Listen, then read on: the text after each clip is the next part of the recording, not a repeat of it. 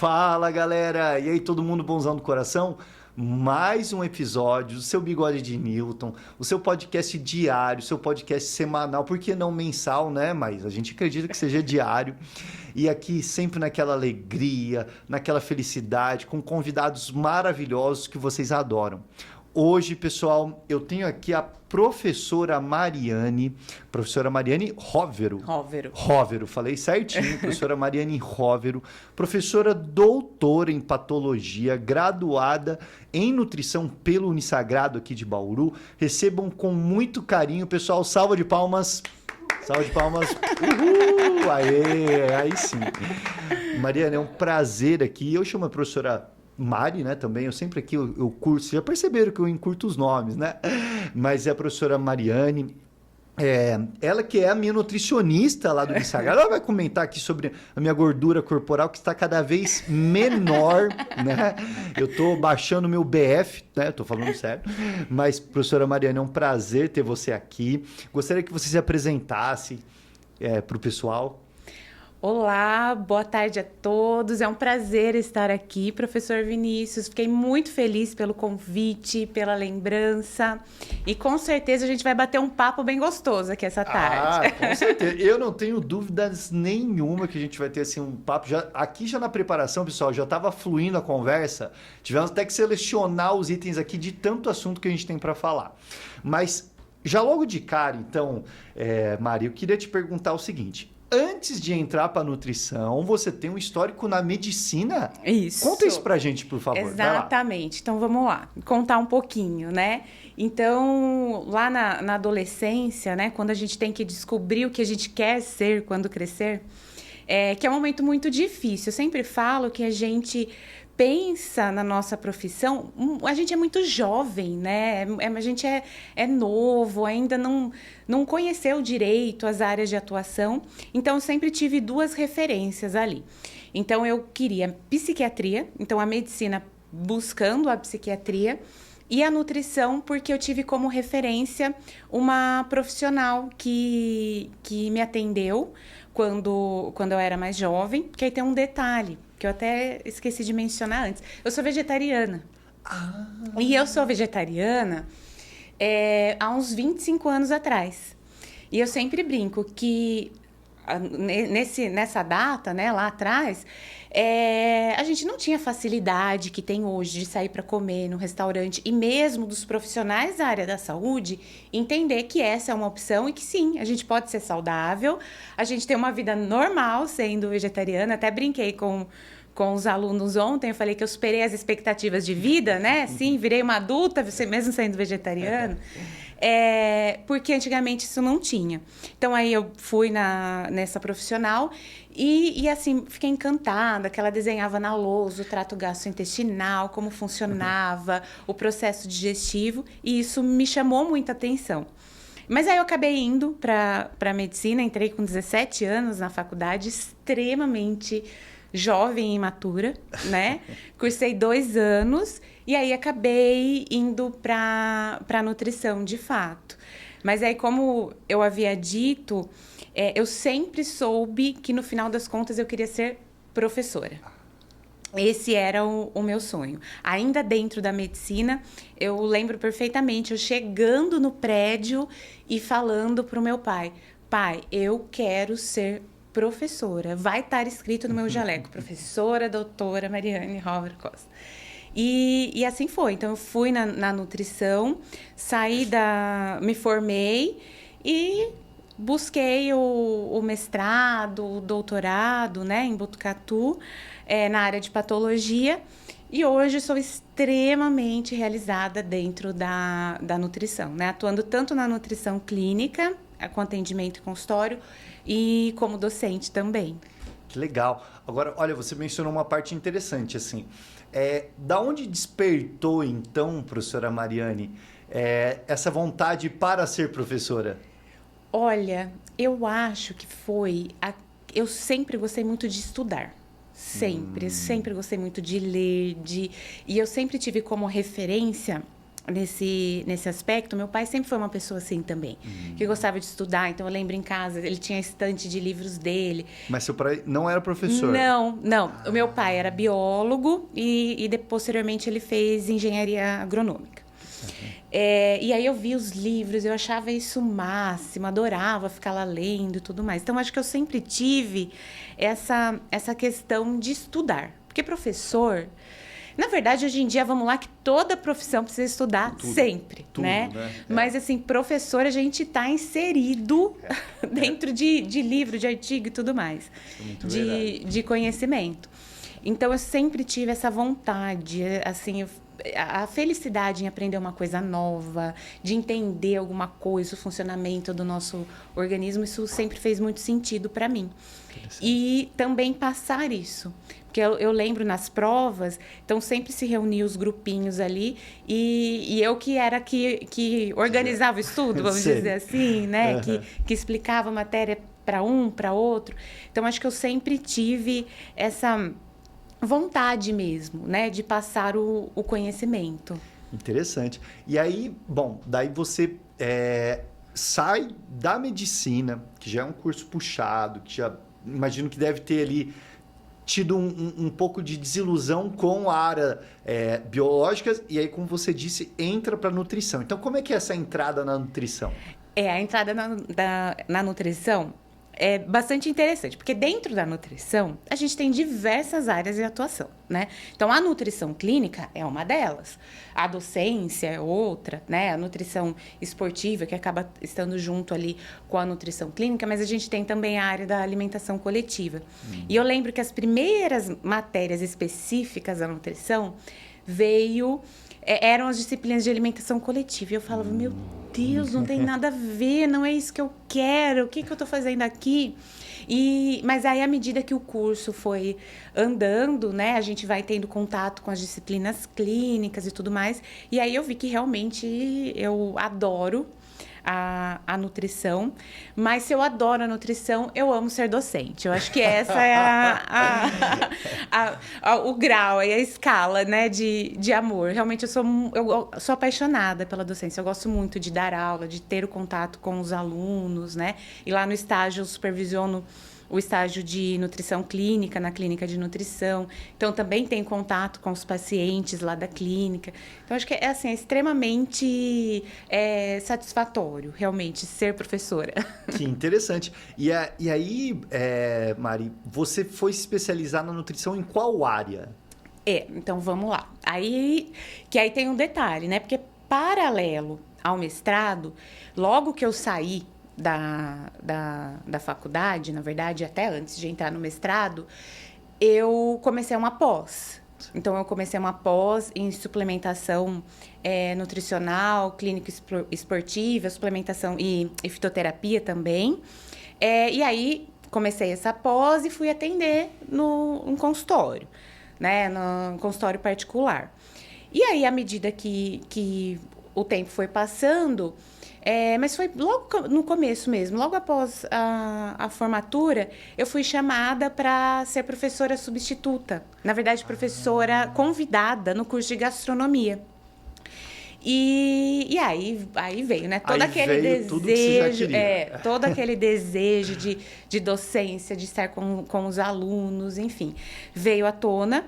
E aí eu entendi, realmente meu caminho é esse. E aí eu fui. E aí a gente fica extremamente inseguro, né, em relação, você se forma, você pega seu mini currículo ali, né, que não tem nada, né, não tem nada ali e vai atrás de um docente lá na Faculdade de Medicina de Botucatu para me orientar no programa de patologia. E aí eu escrevi um e-mail para a professora Camila, que maravilhosamente respondeu, pediu para eu ir lá, e eu fui lá, a gente conversou, e ela me aceitou, né? Ela, o professor Fernando, me aceitaram, acabei entrando no mestrado, no programa de pós-graduação em patologia, lá da Faculdade de Medicina de Botucatu, acabei ficando lá, mestrado e doutorado. E aí hoje é legal, porque o que acontece? alunos nossos, né, que acabam se formando, então eu tenho esse contato ainda com o laboratório, então eu tenho hoje, eu oriento mestrado lá no laboratório, sei. sabe? Então realmente eu tô no pezinho, né, na pesquisa, na docência, na nutrição clínica. Ah, que interessante, Mari. Então você é, digamos assim, é uma docente barra pesquisadora, mas que também atende, isso é muito legal, né? Porque a gente como professor, né? Eu como professor também, trabalhamos juntos, tá bom, gente? Eu não sei se vocês sabem, mas eu e a professora Mariane trabalhamos juntos em cursos distintos, né? Eu na engenharia, a professora Mariane na coordenadora do curso de nutrição, né? Acho que é interessante também mencionar isso. E a gente percebe que nós, além de dar aula, já atuamos ali nas nossas profissões. É interessante você ter mencionado isso. Mas eu gostaria de puxar assim, um tópico aí que você deixou, Mari, que é basicamente esses desafios de um recém-formado em nutrição, né? Como que logo que sai da graduação em nutrição, já vou montar meu consultório, já vou ter 300 pacientes ali, eu pego Unimed, não pego Unimed particular, não pego... Conta aí, Mari, pra gente, por favor. Na verdade, isso é um assunto muito interessante, né? E que é dúvida, assim, Olha, posso falar que é de todos os nossos alunos, né? De todo mundo. Porque fica até mesmo aquela insegurança, né? Então, acho que o primeiro ponto que a gente tem é vamos alinhar as expectativas, né? A realidade. De fato, o caminho que eu trilhei lá atrás não vai servir para os nossos alunos aqui. Até porque cada um vai seguir o seu caminho, a sua história e tudo mais. Mas acho que o que é importante a gente entender é onde que a gente quer chegar, né? Onde que esse aluno quer chegar. Qual a área que ele quer seguir dentro da nutrição. Porque, como eu disse, a gente pode ir para N lugares, N situações. E aí, uma vez definindo isso, a gente vai estudar, né? Então, eu falei que eu fiz a pós, aí depois dessa pós, mestrado, doutorado, mas eu não parei, eu fiz mais 2 pós, fora os cursos, aperfeiçoamento que a gente vai fazendo ao longo da nossa carreira, né? Então, definir o caminho e estudar, sem sombra de dúvidas. E aí, claro, vamos pegar para a minha área, que é a área de nutrição clínica. A gente vai começar a atender... sempre tem aquele amigo que fala, olha, que pede a dieta, né? Que pede orientação. E a hora que você tá lá atendendo, ninguém vai querer pagar, né? Esse amigo, ele não vai aparecer lá para você. E aí vai essa questão de você fazer seu nome. Então, é claro que a gente precisa ter paciência, entender que isso é um processo. E algo que eu sempre falo, que a melhor propaganda é sempre o boca a boca, né? É sempre as indicações. Isso que vai fazer com que você não só ganhe pacientes, né? Mas que você fidelize os pacientes. Com certeza. Porque acho que é esse o outro grande problema. Você viver sempre nessa busca por novos pacientes, isso é extremamente cansativo. Então, você tem... A intenção é fidelizar até mesmo no sentido, atendeu o marido traz a esposa traz o filho, traz a tia, traz a mãe, traz a amiga. Então, dessa forma, a gente vai conseguindo fidelizar os nossos pacientes, né? E para isso, sim, a gente precisa... estudar, precisa saber aí o que a gente quer, entender que não é fácil, não é a primeira semana que a gente tá lá com o nosso CRN que a agenda vai estar cheia, tem um caminho a ser seguido. E em relação à questão de atender ou não convênio, né? Eu acho que a gente tem 2 pontos a ser avaliado. Então, tem muitas pessoas que falam assim, não, atender em convênio é bom porque a gente faz uma carteira de pacientes. De fato, isso é verdade. Mas se a gente pegar pacientes de convênio, lotar a agenda e ter que atender em 20 minutos, no fim, a propaganda não vai ser tão boa. Isso é verdade. Porque a gente não vai conseguir dar a atenção que o paciente precisa. E, com certeza, vai ser difícil a gente fazer a diferença na vida daquela pessoa, né? Agora, não, tudo bem, eu atendo em convênio, vou atender particular também, organizo minha agenda, deixo ali alguns horários, mas da mesma forma que eu atendo paciente particular, eu vou atender aquele paciente de convênio. Entendendo que vai chegar um momento que eu vou sair desse convênio. E aí eu vou levar esse paciente comigo. Isso. Né? Então, esse é o ponto. Fazer nome,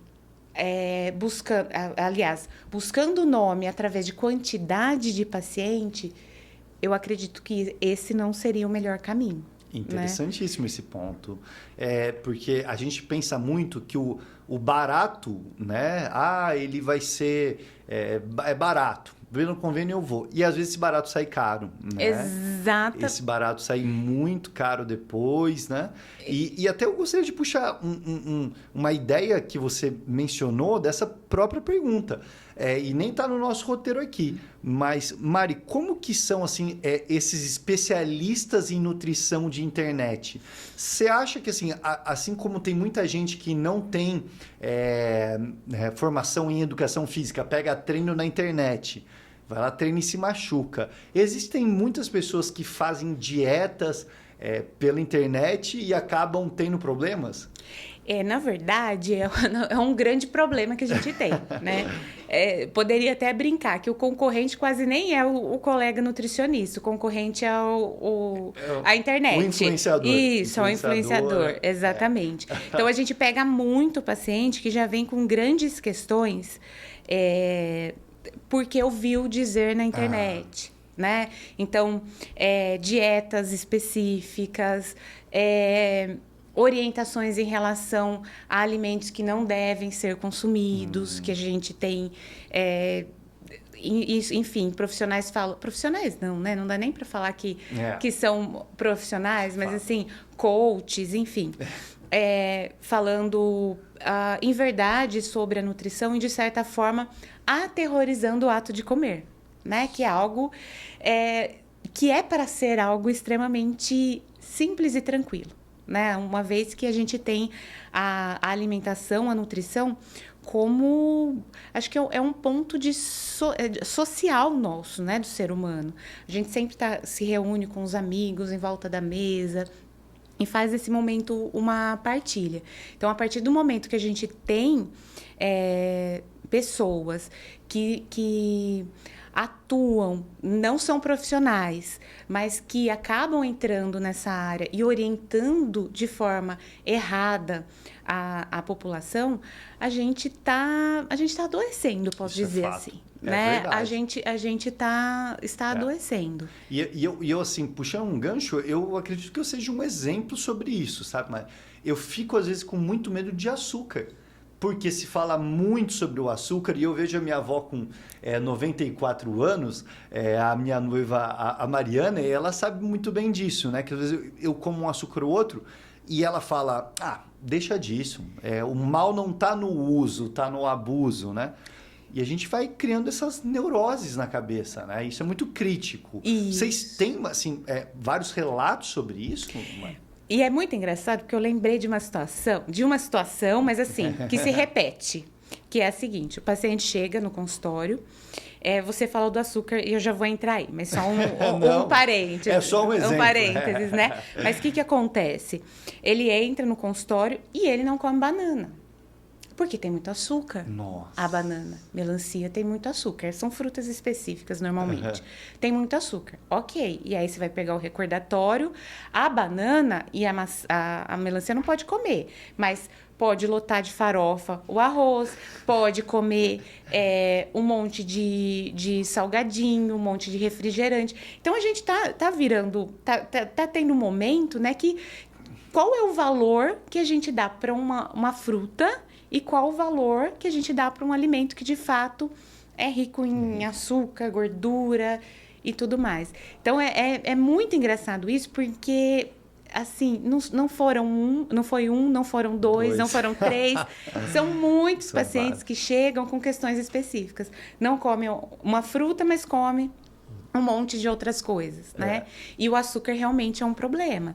A gente sabe que o excesso de açúcar, sim, ele é prejudicial, né? Tanto que o excesso de alimentos ricos em açúcares, ricos em gorduras saturadas, vai desencadear problemas de saúde, isso é fato.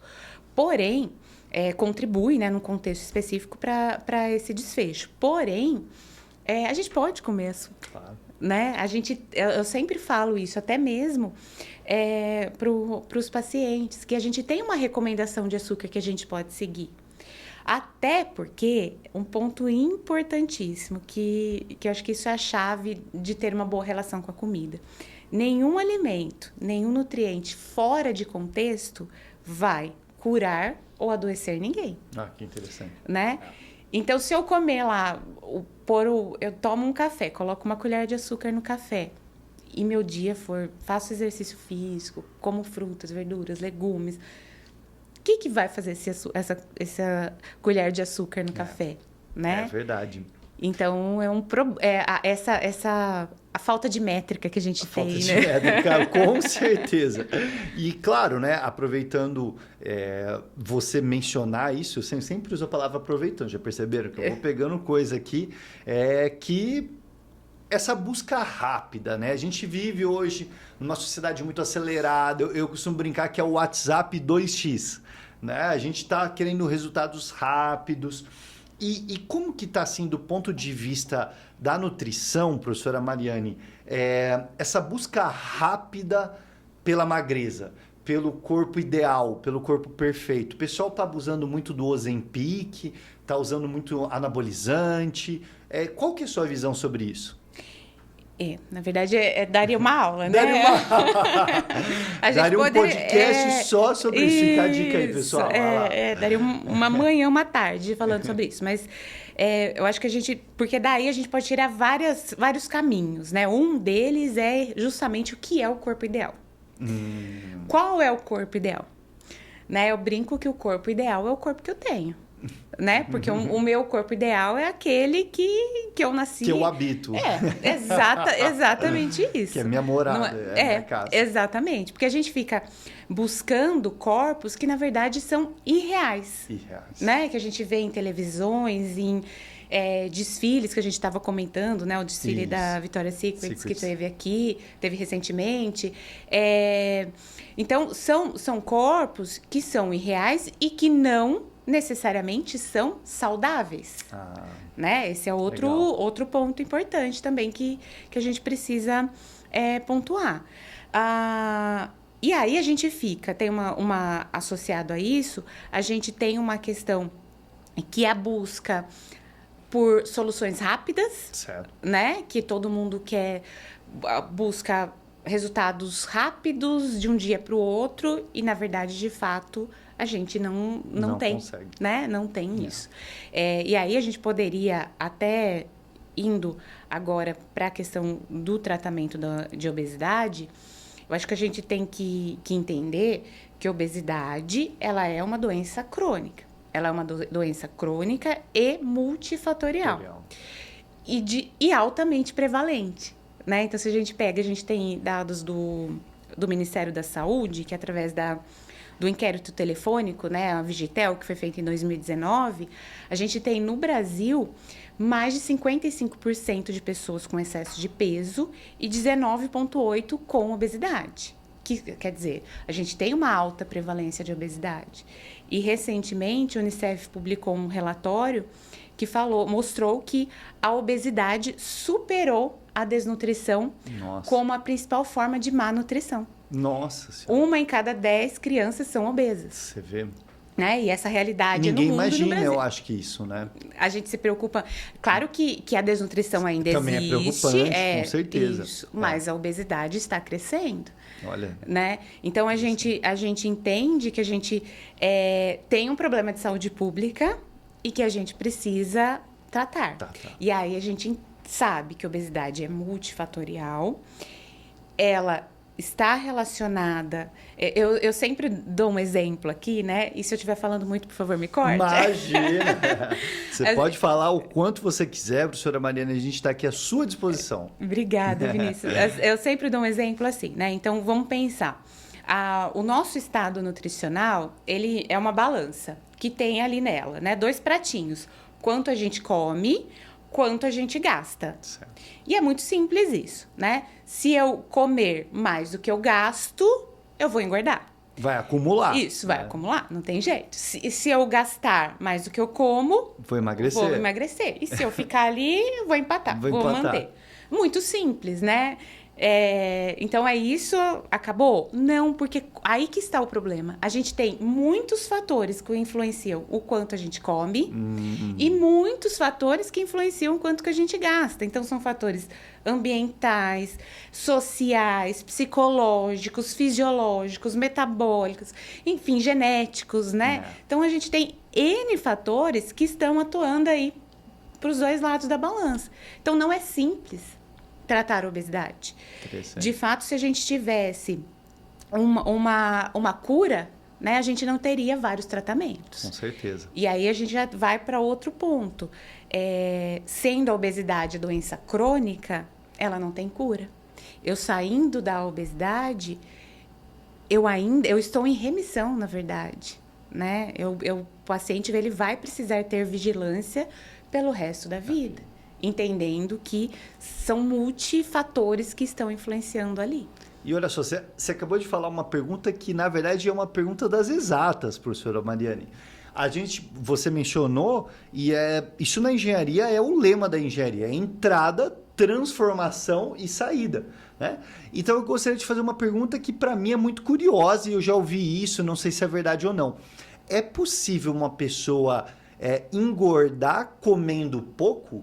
Assim, essa geração, digamos assim, espontânea de energia, ela acontece? Mas aí, no caso, não seria uma geração. O que acontece, então? A gente tem, que a gente chama de taxa metabólica basal, né? Que é quanto a gente gasta para manter as nossas funções vitais. Então, para manter o coração batendo, para manter cada pessoa o nosso trato gastrointestinal secretando as secreções, as enzimas e tudo mais. Enfim, para tudo funcionar, isso, a gente tem um gasto. Se eu comer muito pouco, a ponto de não fornecer nutrientes, calorias, energia, para que tudo isso aconteça, o que meu organismo vai entender? Opa, eu estou numa situação de escassez. E aí, o que faz o metabolismo? Ele baixa, reduz ainda mais, e aí isso torna mais difícil emagrecer, né? Então, sim, de fato, e até é muito engraçado isso, porque sempre a gente recebe paciente que às vezes come muito pouco e a hora que passa... E essa história todo profissional nutricionista conta, né? E aí o paciente vê e fala, nossa, mas eu vou poder comer tudo isso e vou emagrecer? E aí, de fato, ele percebe que sim, ele consegue... até porque tem mais disposição, né? Tem mais energia, exatamente.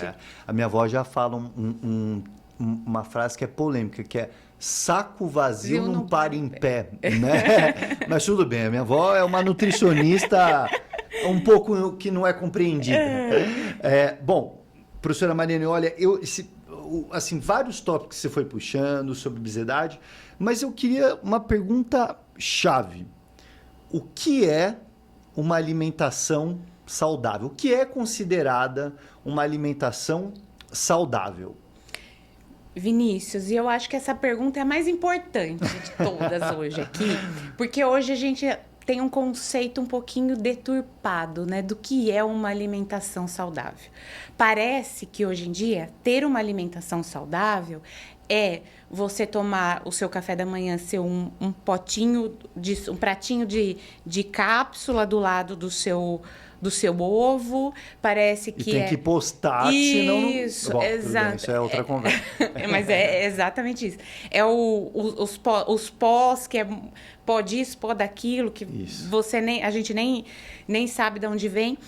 E, na verdade, uma alimentação saudável é muito mais simples do que a maioria das pessoas pensa. Né? Ou, na verdade, é tão simples que a gente fica querendo buscar alguma outra coisa, né? Então, o que é uma alimentação saudável? É uma alimentação que vai respeitar ali as 4 leis da nutrição, né? Que é a lei da quantidade, qualidade, adequação e harmonia. Então, essa alimentação, ela tem que fornecer todos os nutrientes que a gente precisa de acordo com a nossa faixa etária, com o nosso ciclo de vida, com o nível de atividade física, de exercício físico. Tem que ter quantidade suficiente, tem que ter qualidade suficiente, né? Então, como a gente consegue isso? Fazendo o básico. Né? É o básico, que seria isso? Consumindo frutas, verduras, legumes, arroz, feijão. Sim, podemos comer arroz. Não tem problema comer arroz, né? Eu como todo dia. Tomando... Exatamente, né? A gente precisa também do arroz. Pão, leite. Sim, tudo isso faz parte de uma alimentação saudável. É óbvio que existem adequações específicas que devem ser feitas para públicos específicos, né? Para situações específicas, sejam elas patológicas ou até mesmo para um praticante de exercício físico, um atleta, que vai requerer determinados nutrientes e tudo mais, que aí precisa ser ajustado. Mas, assim, é isso, né? É fazer o básico. É arroz, feijão, carne, salada, é isso. Isso é uma alimentação saudável. Interessante. Né? E essa alimentação saudável, ela é cara em termos de Brasil? Aí a gente tem um ponto que também não estava no roteiro Não, mas é um ponto importante, né? Que a gente acaba entrando um pouquinho em saúde coletiva. Infelizmente, se a gente for pensar lá o mercado, né, do ponto de vista de fazer compras em mercado, a gente tem um certo custo. Isso a gente não pode negar. Né? Se a gente comparar lá quanto é um pacote de bolacha, quanto que é o preço da banana, que um dia já foi, antigamente a gente fala, preço de banana, hoje não dá. Exatamente. Hoje não dá para falar isso, né? Então, de fato, sim. Mas aí a gente tem que pensar também que a gente tem as feiras. Hoje a gente tem feiras em vários pontos da cidade que a gente consegue ter acesso a verduras de forma muito mais barata, em maior quantidade, né? Então, é claro que a gente pode buscar fazer um plano alimentar que não tenha um custo tão elevado, e de fato a gente trabalha com isso. Então, a gente tem, por exemplo, a saúde coletiva, que trabalha muito com pacientes do SUS ou até mesmo na própria clínica de nutrição. A gente recebe públicos de todas as classes sociais. E aí a gente tem que fazer as adequações, né? Entender que se é a laranja que dá pra gente comer, ótimo, então vai ser a laranja. Legal. Mas o valor dos alimentos hoje é um grande problema. É um grande problema. É verdade. Isso é uma coisa assim e varia também de região, isso. Né? Isso você mencionou muito bem. Então agora talvez venha, vou até olhar para a câmera aqui, a minha pergunta mais polêmica, que é uma coisa até que acredito que seja de muitas pessoas essa pergunta que eu vou fazer. Professora Mariane, você acredita que hoje, pleno 2025, o homem já foi para a Lua, já voltou... Nós comemos melhor ou pior que há 100 anos atrás, que há 200 anos atrás? Hoje, a gente está passando, né, e passou por um processo de transição nutricional e epidemiológica, né, que a gente fala. Então, a gente hoje tem maior disponibilidade e consumo, consequentemente, de alimentos de alta densidade energética, alimentos ricos em açúcares e gorduras, e dessa forma a gente mudou o nosso cenário epidemiológico, como eu falei anteriormente, né, com os dados recentes aí publicados pela Unicef. E o que a gente vê a gente tem, de fato, uma maior disponibilidade desses alimentos, mas a gente também tem um acesso muito maior aos alimentos saudáveis, né? Porque se a gente pensar lá atrás, a gente era refém das estações do ano, por exemplo, né? Dos alimentos da estação. Sazonalidade. Hoje, a gente já consegue... Você tem abacaxi o ano inteiro no mercado. Né? É verdade. E aí, é claro que se você comprar os alimentos das estações, você vai ter um valor mais barato, né? Sim. Isso também é importante e maior qualidade, claro. A pergunta anterior, nossa. Mas a gente tem maior acesso, não tem como falar que não. Agora, o que a gente faz com as nossas escolhas é o problema, né? O que a gente escolhe, esse é o grande... É o grande ponto. Ao mesmo tempo que a gente tem essa facilidade, a gente também tem a outra facilidade, que são os fast foods, né? Então, se a gente chega tarde, cansado do trabalho, nossa, eu vou lá, vou pegar a alface, vou lavar a alface, vou temperar a alface, ou enquanto eu tomo banho, eu peço o iFood, chega ali a comida, e eu termino o banho, já como e já estou preparado para continuar assistindo a série, né? Que é basicamente isso que a gente faz hoje em dia. Então, a gente acaba tendo um estilo de vida que favorece o sedentarismo, à medida que a gente sobrecarga muito grande de trabalho e, enfim, muitas pessoas acabam tendo dificuldade em encaixar exercício físico ali dentro, né, da rotina. E toda essa facilidade que a gente tem de consumo de alimentos altamente calóricos, né? Não, isso é assim, com certeza assino embaixo, principalmente na hora que você falou do iFood. Gente, alguns anos atrás, a gente nem pensava em pedir comida por aplicativo, era por telefone, demorava um tempão. Hoje é coisa assim de 5, 10 minutos, dependendo, isso, né? Então, esse acesso é muito bem explicado pela professora Mariane, essa faca de dois gumes, né? Ao mesmo tempo que a gente tem muita simplicidade, a gente tem também muita sofisticação e industrialização. Interessantíssimo. E aí eu queria, então, puxar outra pergunta ali polêmica. Professora Mariane, dá para ser saudável em viagens? Por exemplo, vou viajar para fora do país, não precisa nem ser aquelas viagens até a trabalho, né? Pessoas que passam a semana inteira viajando. Dá para ser saudável fora de casa, professora Mariane? Vou separar sua pergunta em 2 pontos aqui. Então, vamos lá. Vamos pensar na pessoa que trabalha viajando, que de fato é um problema, né? Porque a gente fala em rotina, isso é muito fácil. A gente tá na nossa casa... porque tem pessoas que trabalham viajando, dormem em hotel, vai em cidade que às vezes tem estrutura, não tem estrutura, não sabe, né, como vai ser lá. Então, realmente é muito difícil.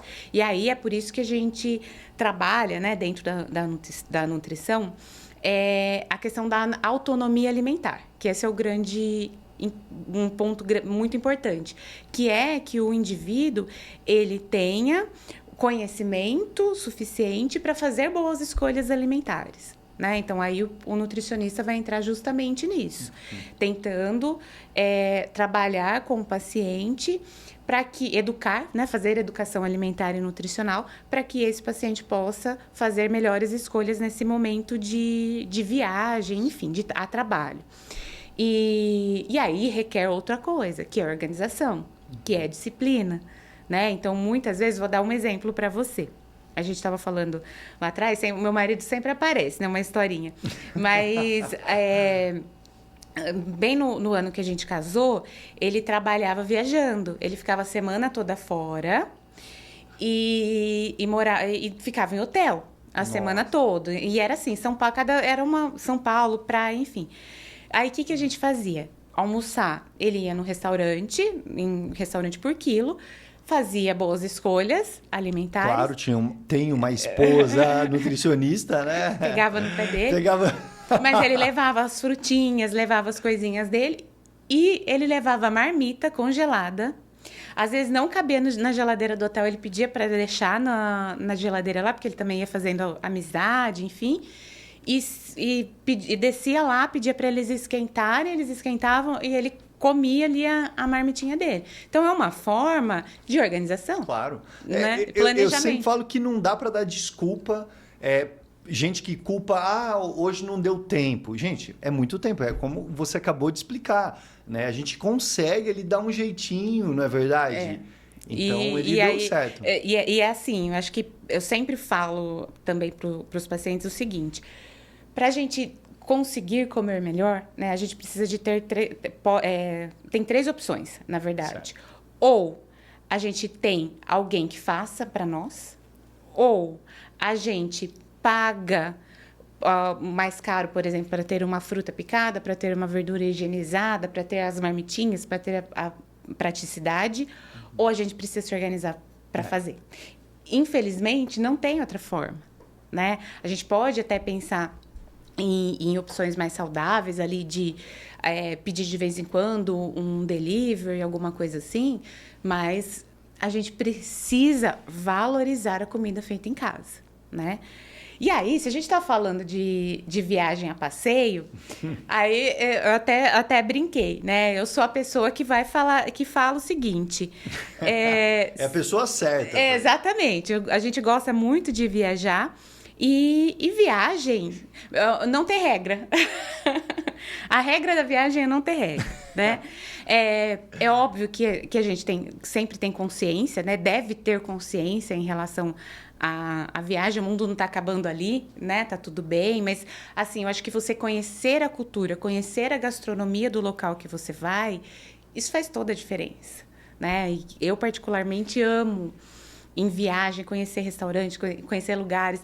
E é até engraçado, porque as pessoas fazem viagem pensando no roteiro, nos lugares que vão passear. Quando eu viajo, eu já vejo o restaurante que eu quero ir. Restaurante. Não julgo. Então, eu já vejo o restaurante, já reservo o restaurante, eu já estou pensando no que eu vou comer durante a viagem, né? Então, se a gente está passeando, assim, aproveita, né? Assim, claro que vai buscar dentro ali do que é possível, né? Comer fruta, comer verdura, comer legumes, não vai também comer só gordura o dia inteiro. Mas, assim, é possível a gente ter uma alimentação ali ok, mais ou menos equilibrada e aproveitar a viagem, né? Que eu acho que isso que é importante. Muito legal, professora Mariane. Eu confesso que quando eu vou viajar, eu sou meio cauteloso. Eu tento, ali às vezes, fora do país é só McDonald's para evitar perder a viagem. Mas isso é problema meu, né? E agora eu gostaria então de fazer a última pergunta, né? Que também é uma pergunta que gera muita discussão, que gera muita polêmica e engajamento. Professora Mariane, como que está hoje em dia essa prescrição de exames por nutricionistas para o paciente? Porque nós sabemos, né, que um nutricionista ele vai, primeira coisa, pedir exame de sangue para ver como é que estão ali vitaminas, hormônios, como que está o hemograma, né? Que isso é muito importante ali para fazer a dieta. Uhum. Como que está essa situação? Hoje a gente está num momento que até a gente tem nosso conselho em luta aí, né, para que de fato seja regulamentado pela Unimed. Me deu uma... Pode voltar? Não, continua? Então, hoje em dia, a gente tem nosso conselho lutando para que, de fato, seja regulamentado a prescrição. Na verdade, a prescrição ela é regulamentada, né, pelo nosso conselho, mas que, de fato, os planos de saúde aceitem isso, que esse é um ponto importante. Hoje em dia, a gente faz solicitação porque essa solicitação de exames, esses exames, eles são importantes para a gente avaliar o estado nutricional dos pacientes e aí tomar medidas, né, que seja via alimentação, e muitas vezes não requer suplementação de algum nutriente, enfim, mas para que a gente restabeleça o estado nutricional daquele indivíduo. Então, a gente tem esse braço do conselho e essa força no sentido que, de fato, esses planos de saúde, eles autorizem, né, esses exames. Hoje, a experiência que eu tenho a gente faz o pedido, muitas vezes ele é aceito e muitas vezes é aceito uma parte, enfim, eu até brinco que às vezes parece que eles jogam lá para cima e falam, não, esse a gente autoriza, esse não, porque ele acaba não tendo muito critério. Mas isso é algo que o nosso conselho está lutando para que os planos de saúde de fato passem a colocar isso na sua rotina. Não, né? Com certeza, é super importante. Eu assino embaixo. Pode coletar deixa eu registrar aqui, pode coletar minha assinatura que eu vou ajudar. Bom, professora Mariane, a gente vai chegando já no final e uma pergunta que também não está aqui no roteiro, mas que eu já colaborei com o curso de nutrição, ajudando ali a parte do aprimoramento em matemática. Então, eu gostaria de saber o seguinte, você como coordenadora e como ex-aluna, né, doutora, existem muitos conceitos das ciências exatas na nutrição? Existe. Opa! Existe. Opa! E é engraçado isso, porque é um choque muito grande de realidade, né, que a gente tem.